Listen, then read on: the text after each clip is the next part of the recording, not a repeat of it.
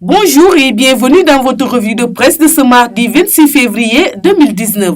La presse quotidienne demeure suspendue au résultat du scrutin présidentiel de dimanche dernier qui devrait être publié par la Commission nationale de recensement des votes au plus tard vendredi.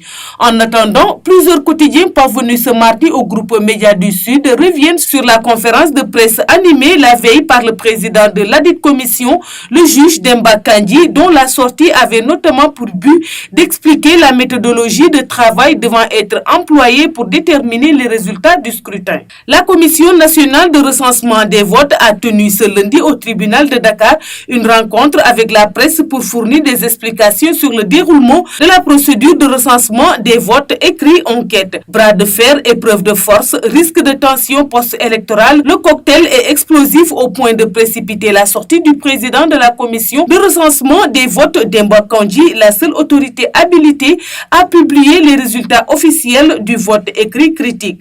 Le journal fait notamment allusion à la confusion ayant marqué dimanche soir le dépouillement des bureaux de vote, chiffres sur la base desquels le camp du pouvoir a annoncé la victoire du président sortant dès le premier tour, les challengers de ce dernier estimant qu'un deuxième tour est inévitable. Demba Kandji recadre le jeu sur quotidien et les acteurs lassent en rappelant notamment que seule la Commission nationale de recensement des votes est habilité à proclamer des résultats, rapporte le premier journal cité. Sud Quotidien ajoute que selon Demba Kandji, seuls les résultats de 7 départements sont disponibles sur les 45 contre le Sénégal, ainsi dont-il rendez-vous au peuple sénégalais le jeudi ou au plus tard le vendredi 1er mars pour la publication des résultats provisoires. Cours de rappel de Demba Kandji affiche à ce sujet le journal Le Quotidien, selon lequel les journalistes sont invités à assister aux travaux de la Commission nationale de recensement des votes. L'Observateur laisse entendre que le juge Demba Kandji a également remis à sa place le Premier ministre Mahammed Boun Abdallah Dionne, coordonnateur de la campagne du président sortant, qui a annoncé la victoire de ce dernier avec au moins 57% des suffrages. Personne n'a le droit de proclamer des résultats provisoires, sauf la Commission nationale de recensement des votes, écrit le journal citant le juge Kandji.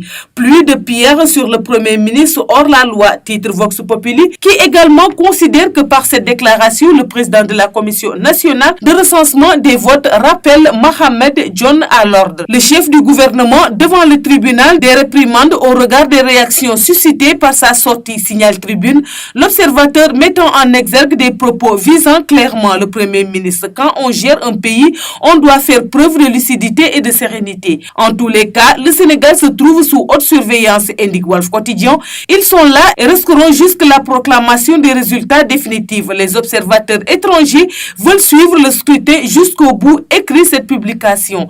En attendant la publication officielle des résultats, rien pourtant, surtout pas les prudences, n'empêche les quotidiens à revenir sur les résultats déjà publiés par les commissions départementaux de recensement des votes. Sur cette base, Le Soleil, par exemple, affirme que les tendances sont favorables au président sortant.